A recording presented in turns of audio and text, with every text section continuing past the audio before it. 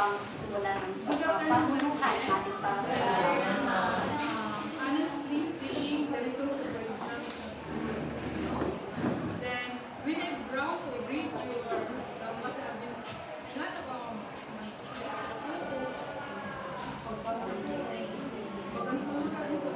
isa ka mo pasawin mo keywords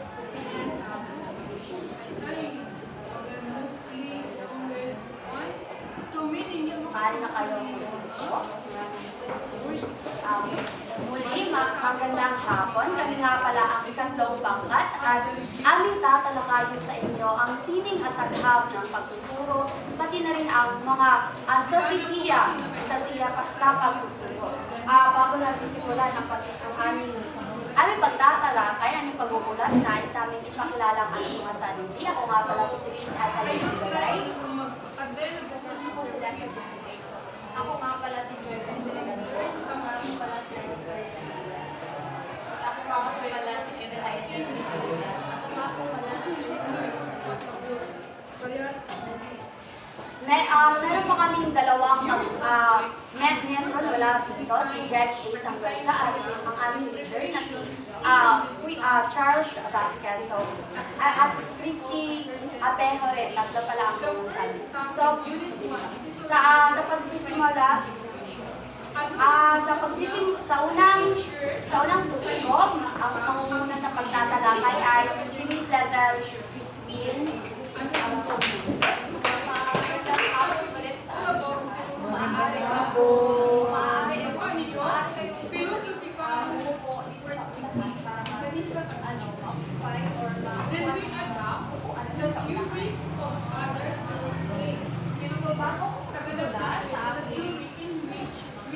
Talakay sa hapon ito ay teka lang, that's the first topic. Bago tayo magsimula para sa ating aralin sa aking parte ay magkakasunod-nila tayo ng maliit na aktibidad. So, tingin ko ay alam niyo ang laro ito at meron ako dito bola ng puti kung saan kakanta kayo ng isang kanta at pasang-pasang ito. Habang tatalikod ako at sasabi ako ng tigil ay sino ang estudyante ang tatapat sa papel ay bubuksan niya at sasagutan niya ang mga susubukan niyang hulain kung ano ang salita na naka-audio or naka-dito sa papel.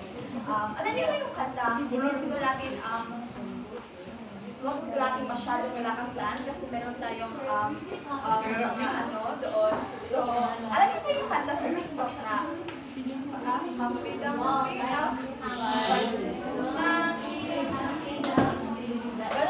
Ganyan, kakantahin niyo yun, pero nakiusap ako na huwag masyadong malakas kasi meron tayong, hindi lang tayo, baka marinig tayo, baka disturbo tayo sa kabilang section.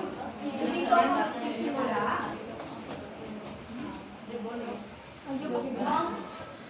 Go. Little monkey, Humpty Dumpty. Maganda na tayo.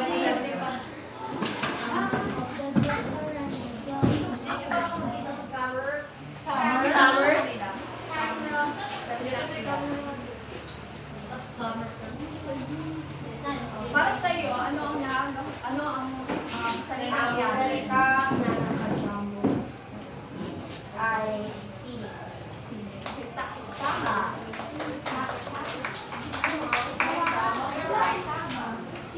Tama po. The doctor said, we don't think it.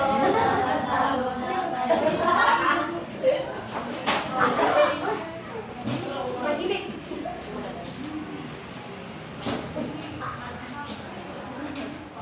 Uy, pakusok! Dalawa. Ay, tama. Ay, tama. Ay, tama.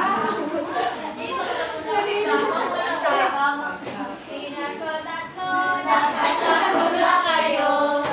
Wala kaupo. Bigyan na kayo ngayon.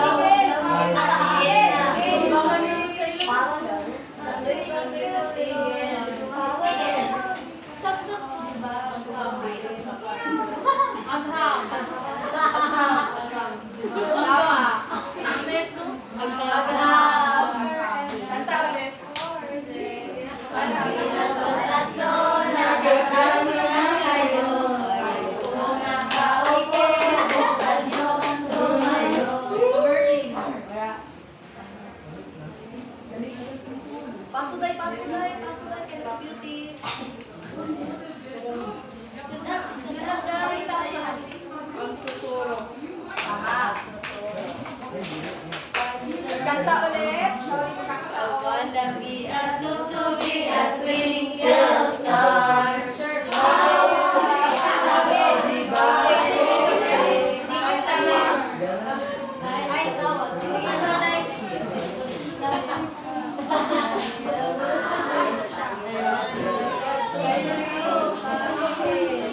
Pakita mo sa...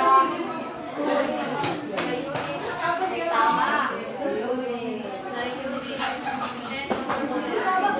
Sa base sa aming aktibidad ay ano sa palagay ninyo ang magiging aralin natin sa hapon ito? Sine nga. Sa pagtuturo.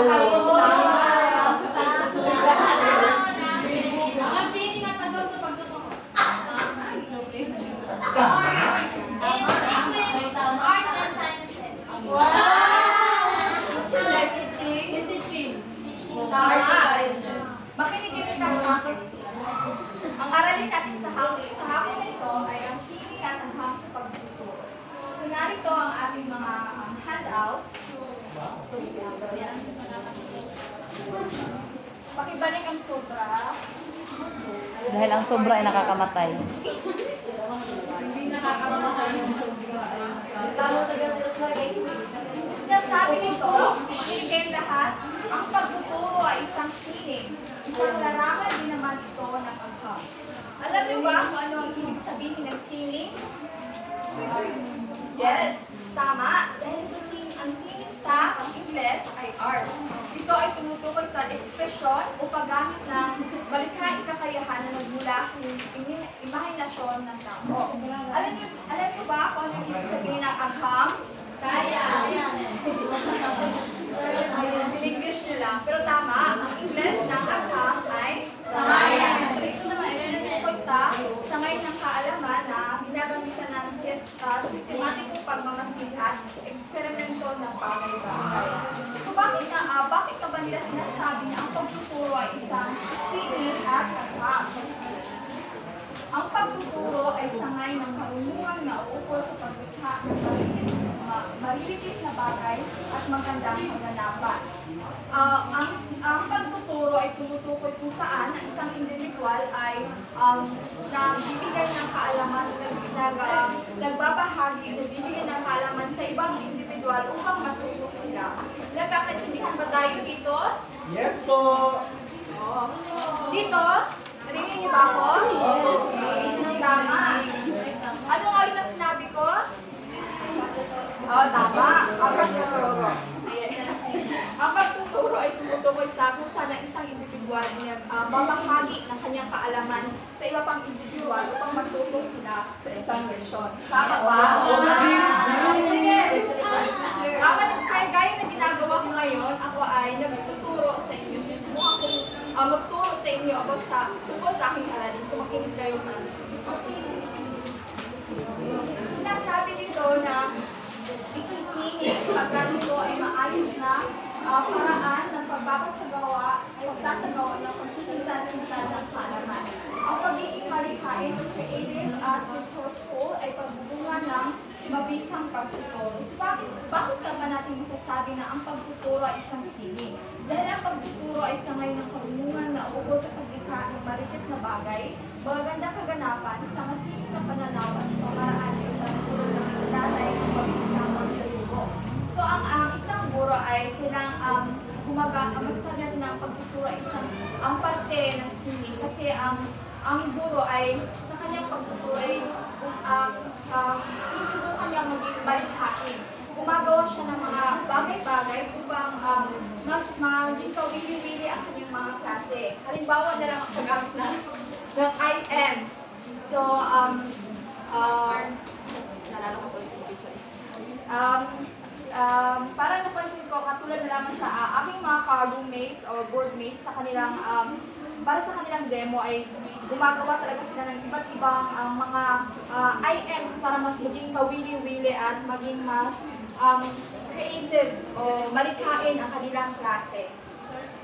Tama. Sila rin ay masasabi na resourceful kasi gumagamit sila ng kahit anong mga bagay, mga recycled, mga bagay ng mga cartoon or kahit ano pa ginagamit nila para tama. Ang pagtuturo ay nasa rangan ng agham. Ito'y umaalis-sunod sa sinimulan o prinsipyo. Ang mga teknik at strategiya sa pagtuturo ay umaalis-sunod sa maayos, sistematikong pagsunod-sunod ng mga hakbang. At bakit rin masasabi natin na isa itong larangan ng agham? Masasabi natin dahil ito ay isang sangay ng karunungan. Lalo na ang kaalaman kung paano ang isang pangyayari ay nagbibigay ng ang pinagmulan sa rutunan. Ang pagtuturo ay mga batayan at saligan, may mga batayan filosofikal, psikologikal at psychological. Ang pagtuturo ay hindi lamang basta-basta nagsasalita ka sa harap. Ngunit meron silang mga teorya o mga tiyak na strategiya kung paano maging mas mabuti ang iyong pagtuturo. Kung kaya masasabi natin, hindi tama, kasi hindi ko kaya masasabi natin na isa itong sangay ng siyensa.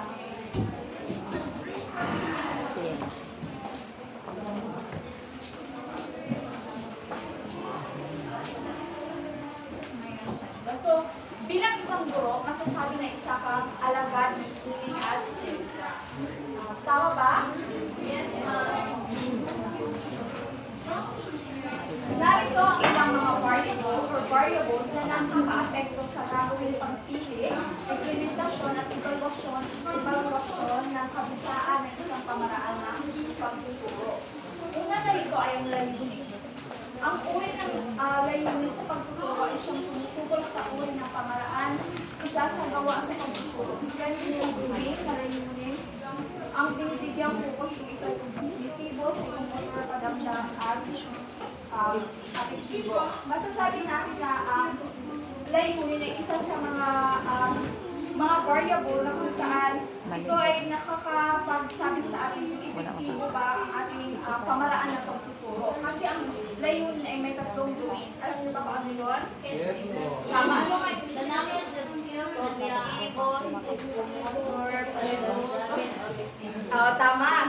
tama kayong dalawa, English na Tagalog. So, ang layunin ay objectives ay ginagamit natin na basihan upang ito ay ginagamit yung basihan kung nakamit ba ng ating mga estudyante ang ating leksyon. So, mahalaga itong basihan na tama ba ang pamaraan ng pagtuturo ng isang guro.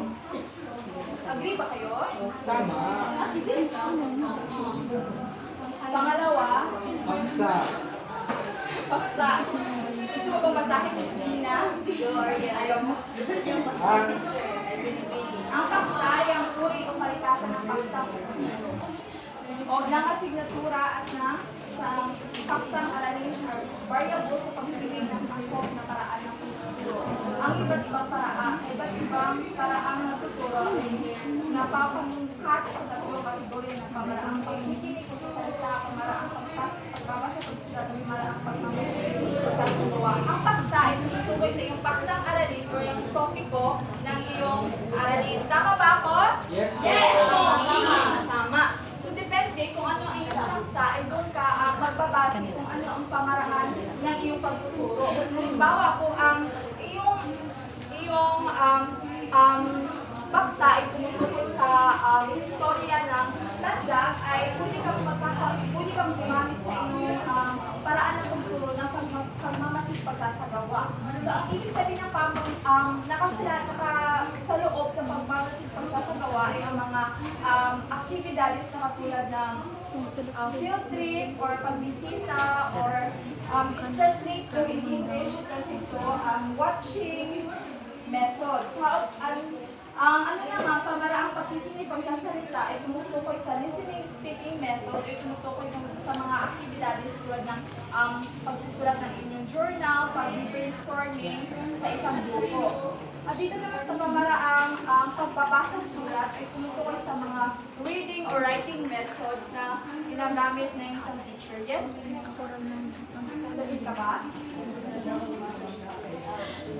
Sangayon ba kayo? Opo.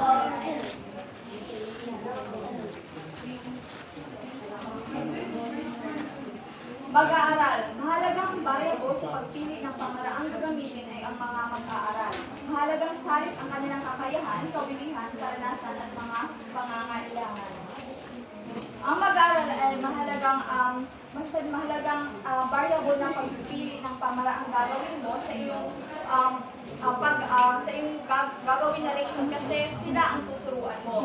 Dapat alam mo kung ano ang kanilang mga learning styles na kanilang gagamitin, ano ang preferred nila, o ano ang sa tingin nila kung saan sila mas matuto. So, dapat na isa lang sa alam mo ang iyong mag-aral. Isa lang alam mo ang iyong mag-aaral. Ang guro. Ang guro na siyang magkasagawa ng pipiliang paraan ng pagtuturo ay mahalaga sapagkat siya ang nagbibigay ng buhay at sigla sa kung ano man ang paraan ang mapili. So ang guro ay ang isa sa mga tao na unang magsaalang-alang ang mga paraan ng kanyang pagtuturo sapagkat siya ang magtuturo. Minsan kung isang guro ay mas hilig siya sa mga basahin o mga ganon, madalas sa kanyang mga paraan ng kanilang pagturo ay gumagamit siya ng mga storya o tamang mga tula o tamang mga kwento. Tama ba? Tama. Basahin mo ang number 5, ikalimang numero, please, Lina. Ikalima, kagamitan. Ang pagkakaroon ng availability ng iba't ibang instrumento, mga kagamitan ay dapat na isaalang-alang sa pagpili ng paraan ng pagtuturo. Tama. So, ang kagamitan ay isa, mahalaga ito na isa lang ayon sa pagpili ng paraan ng pagtuturong gagamitin natin. Kasi sa ating mga kagamitan, kumukuha tayo ng ating mga referensya at ating mga gabay sa ating pagtuturo. Tama ba? At ang huli ang kapaligiran ng paaralan. Ang kapaligiran ay ang nakakaganyak ng aktibong pakikilahok ng mga mag-aaral sa halos lahat ng mga gawain sa pagpagtuturo. So mahalaga na isa lang alam talaga natin ang kapaligiran ng paaralan kasi hindi lahat ng paaralan ay parehang kanilang kapaligiran nila. Merong mga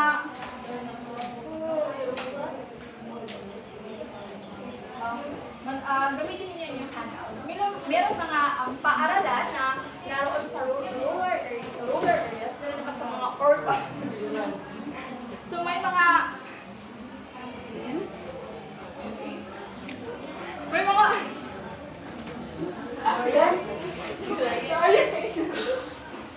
may mga paaralan na kung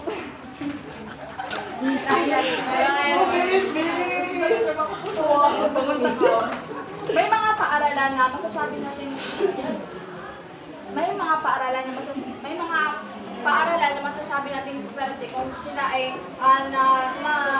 na-destino na meron dito sa cities na mga areas. Pero may mga paaralan na kung saan sa mga remote areas na wala silang mga kagamitan na gagamitin mo. So kung nag-iisip ka na gumamit ng mga mag-ICT integrate, mag-ICT or mag-PPT para sa iyong klase, isa lang alam mo paano kung wala silang kuryente doon. Check. So kung hindi ka gumamit ng mga IMs o ng mga kagamitan na available sa kanilang lugar. May mga tanong ba kayo? Wala na? Wala na po bini-bini. Kung ganon,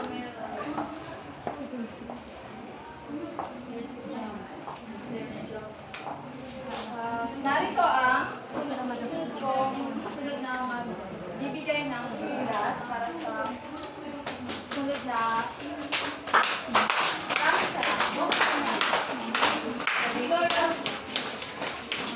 Very good.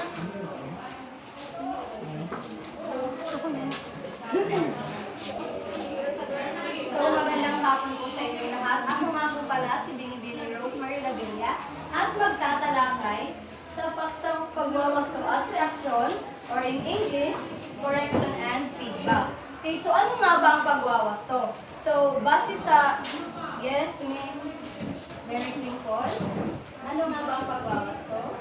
Sa iyong panahon. Ang pagwawasto ay isang uri ng pagkatamang pagwawasto ng isang bagay. Sa isang salita o isang bagay. Oh, meron ka! Bagay ka, ano? Oh, hindi. Pwede natin yung pagkakamar. Tama, may tama. May ano? So, ang pagwawasto ay ang proseso ng paggawa ng mga pagbabago o pag-aayos upang maging tama o wasto ang isang bagay. Ito rin ay maaaring tumutukoy sa pagwawasto ng mga maling impormasyon, maling gawin, maling desisyon at iba pa. So, ano nga ba ang reaksyon? Reaction natin. So, ang reaksyon ay ang layunin pala ng pagwawasto ay upang mapanatili at mapabuti ang kalidad at kahusayan ng isang bagay. So, ang reaksyon naman ay isang proseso kung saan ang isang sistema ay nagbibigay ng impormasyon o reaksyon tungkol sa isang produkto, serbisyo, ideya o pagganap. At mahalaga rin ang reaksyon dahil ito ay nagbibigay daan para sa pag-unlad at pagbabago. Ito rin ang nagbibigay direksyon kung paano natin mapabuti ang ating mga gawing trabaho at ang aspeto ng ating buhay. Kaya hindi pinaghihiwalay ang reaksyon at pagwawasto at reaksyon dahil ito ay isang mahalaga na bahagi sa pag-aaral kung saan ang mga guro ay nagbibigay ng mga reaksyon sa mga estudyante upang matulungan sila ng maunawaan ang kanilang pagkakamali at matutong mula rito.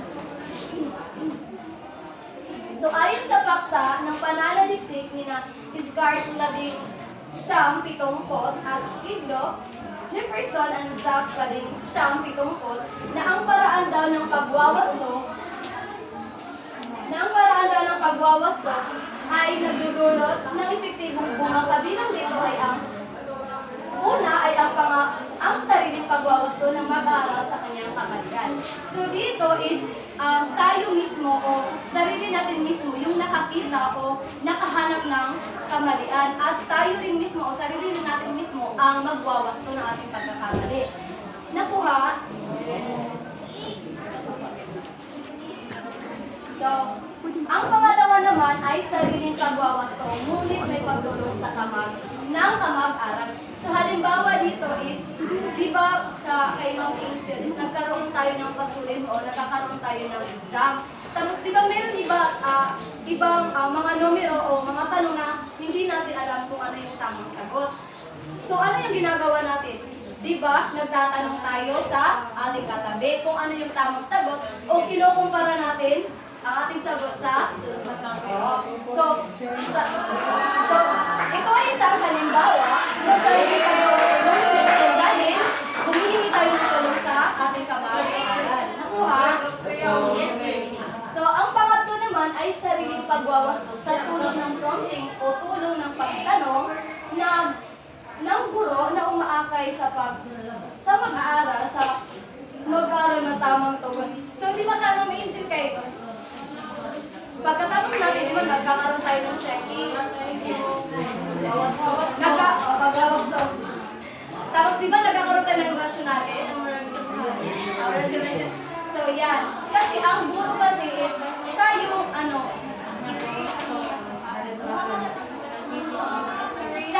kumbaga, siya yung,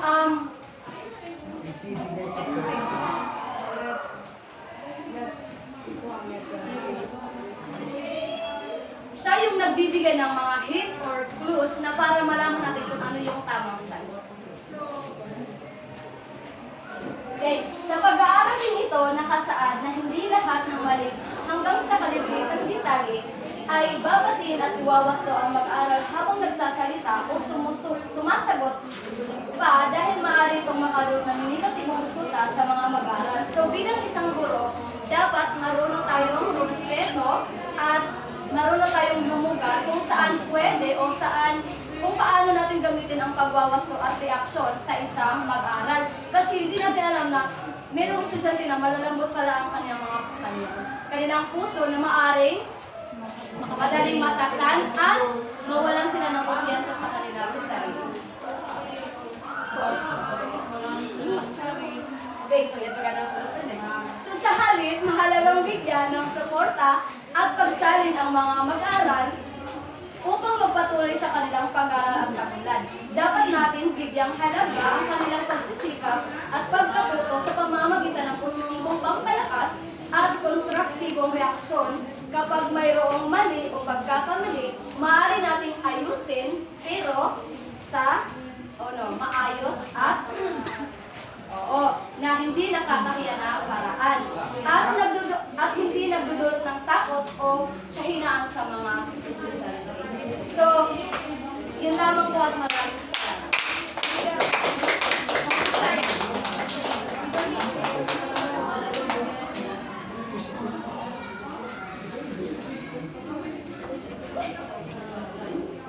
Magandang, ha?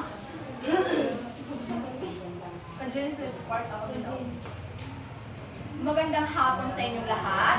Magandang hapon, Binibini. Again, ulit ba yan? Magandang hapon sa inyong lahat. Magandang hapon po, Binibini. Handa na ba kayong makinig sa panibagong leksyon? Opo! Ngayon ay, alam kong handa na kayo. May mga alipuntunin muna tayo sa silid-aralan. Una, huwag gumamit ng cellphone. Pangalawa, huwag makipag-usap sa katabi. Pag may nakikita akong nakikipag-usap, patatayuin ko kayong dalawa at may mga katanungan ako sa inyo. At pangatlo ay makinig sa guro. Nagkakaintindihan ba tayo? Opo! Pag sinabi ko tayo, tumayo kayo. At sabi ko na opo. At pag sabi ko opo, kayo. Umupo lang kayo, okay? Okay. Ngayon ay tatalakayin natin ang katangian ng isang mabuting guro. Bakit nga ba tatalakayin natin ito? Tayo. Umupo na kayo. Awa. Bakit nga ba natin tinatalakay ang katangian ng isang mabuting guro? Dahil tayo ay mga future teacher in the future. Dapat natin matutunan yung mga katangian ng isang mabuting guro dahil baka hindi tayo maging mabuti, makatuok tayo ng mga makapreso tayo. Maraming salamat, Awa. Ang tama si Awa, kailangan talaga natin malaman ang mga katangian ng isang mabuting guro upang malaman natin ito at mai-apply natin ito sa ating sarili pag tayo ay nasa paaralan na kasama ang mga estudyante. So, una, meron, basahin mo sa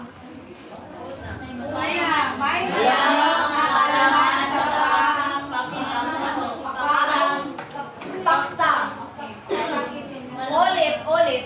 May malawak na kaalaman sa baksang itinuturo. So, yan ang mga isang katangian ng isang mabuting guro sapagkat ang guro ay kailangan may sapat na kaalaman at pag-unawa sa mga konsepto, kasanayan at mga impormasyon na kaugnay sa kanyang itinuturo. Kailangan natin na pag tayo ay nagtuturo, dapat tugma yung mga impormasyon na sinasabi mo. Hindi lamang yung nagsasabi ka, ngunit ang mga leksyon o mga topic na iyong inilahat ay hindi tugma. Nagkaintindihan ba? Pangalawa, may kakayahan sa pagtuturo at sa mga kasanayang profesyon. Opo.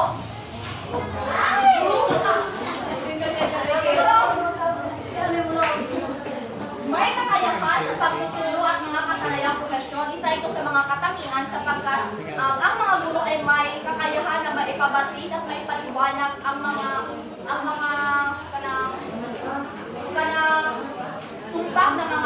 tumpak na mga impormasyon. At syempre, kailangan natin gumamit ng mga estratehiya upang mas makinig sa atin ang ating mga estudyante at kanilang ma-absorb talaga sa kanilang utak ang mga topic na ating tinatalakay. Nagkakaintindihan ba? Opo! Pangatlo, tayo! Selo! May kasanayan sa pag-ibig talastasan. Ibigay ang iyong naintindihan sa buwan. May kasanayan sa pakikipagtalastasan po sa Ingles ay pakikipagkomunikasyon.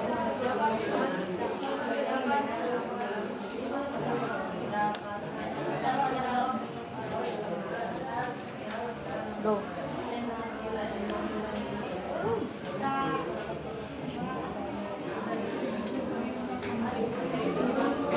Dapat malawak ang kaalaman sa mga iba't ibang bagay sa Maraming salamat, Shelo. So ito ay isa sa mga katangian sapagkat ang mga guro ay may abilidad na makipag-ugnay at makipagkomunikasyon sa mga estudyante niya, sa mga kapwa guro niya, sa mga magulang at iba pang mga miyembro sa komunidad. Naintindihan niyo ba? May wastong salubing hingil sa prosesyon. Ryan, maaari mo ba itong bigyan ng kahulugan base sa iyong naintindihan? Isa sa mga katangian ng mabuting guro ay apat may wastong salubing hingil sa profesyon. Alam naman natin na ang mga guro ay may mga salubing ukol sa mga panukala ng Departamento ng Edukasyon, kagaya ng Child Protection Policy na tayo ay nililimita ang ating kakayahan na paano natin tuturuan ang mga bata. Sapagkat pag gumagawa tayo ng mga bagay na it is just normal lang sa ato, like na tanawan lang nato ang mga bata, but then ang mga kabataan ngayon ay meron na silang katangian na hindi natin maintindihan sapagkat baka naaapektuhan sa gamit ng teknolohiya, nababawasan na ang kanilang pakikipaghalubilo sa iba't ibang tao.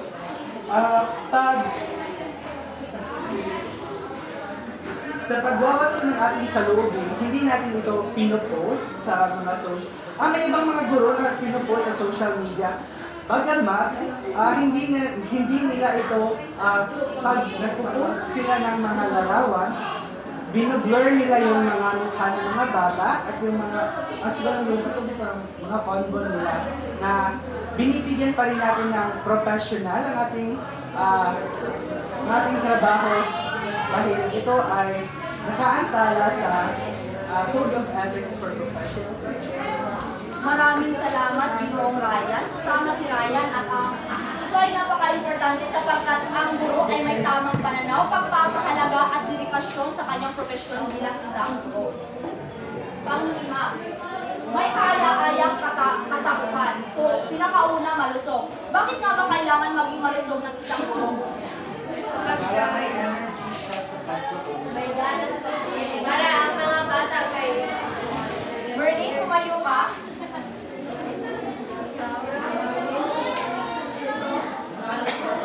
dapat ang katangian ng isang guro ay malusog ang kanyang pangangatawan sapagkat ang mga kabataan ay nakikita nila ang isang guro bilang isang modelo. So, kapag ang guro ay mataulay, so ang mga kabataan, ang mga mag-aaral ay magiging mataulay din sila sapagkat kung ano yung nakikita nila sa kanilang guro, yun yung maniwala nila sila guro. Maraming salamat, Merlin. Napaka-importante talaga na maging malusog tayo para ang ating enerhiya sa tuwing tayo ay nagtuturo ay madami. Malinis. Bakit malinis? Oo naman.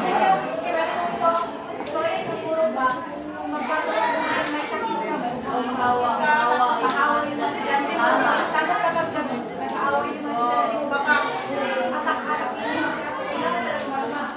Tama. Bakit nga ba maging malinis din? Bakit maging malinis? Ang lahat ng mga sasagot ay Itatala. isusulat namin. Tumayo! Emery, bakit nga mo maging malinis ang isang guro? Kailangan talaga natin ikalinis kasi ito. At yung makita ang tao sila para mag-picture ng mga sa dapat Dapat presentable ka. Bali teacher mga kay dapat kung nasa iya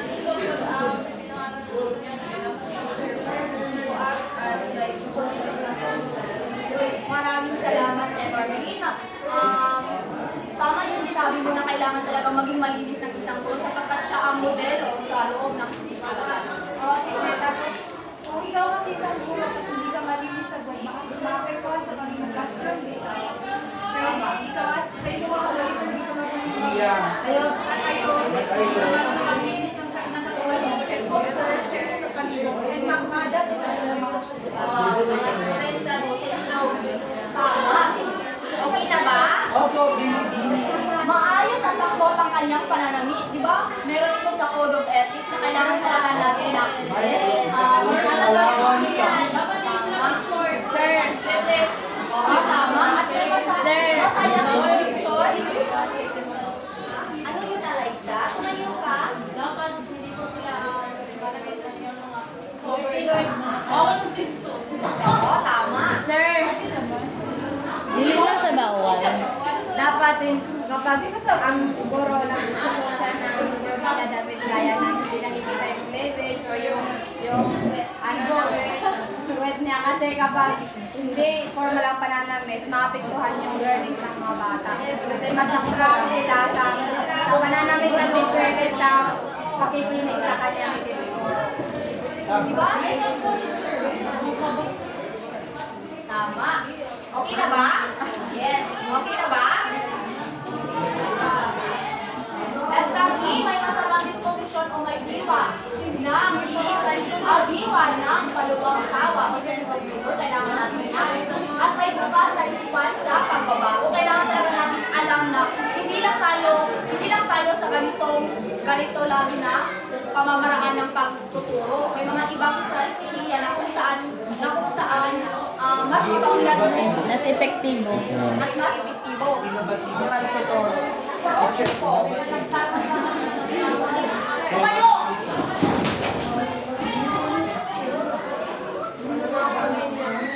Opo. Tayo. Opo. Okay. Maunlad at mapanaliksik. So, dapat ang guro ay maunlad at mapanaliksik. Dapat siyang gumagamit ng mga teknolohiya sapagkat ang teknolohiya ay isa sa mga instrumento na kung saan nagtuturo na tayo gamit ang mga TV. Pinagamit natin ang mga YouTube sa mga video na kung saan may mga naiintindihan din ang mga estudyante. Malikhain at may pag-uusap. Bakit nga ba ito isa sa mga katanungan? Miss Madronian, bakit nga ba ito? Bakit nga ba ito? So, isa ito sa mga katangian ng isang libro. So, ito ay ang kahit may pagpupusa. So, bakit nga ba kailangan ng mga guro ng mentality? Sapagkat kung tayo ay magdistino sa mga remote areas, sa mga lugar. So, sa mga remote areas, di ba, kung wala silang electricity doon, is kailangan natin gumamit ng mga IMs or mga Tama. So dapat ang ating mga IMs is malikhain.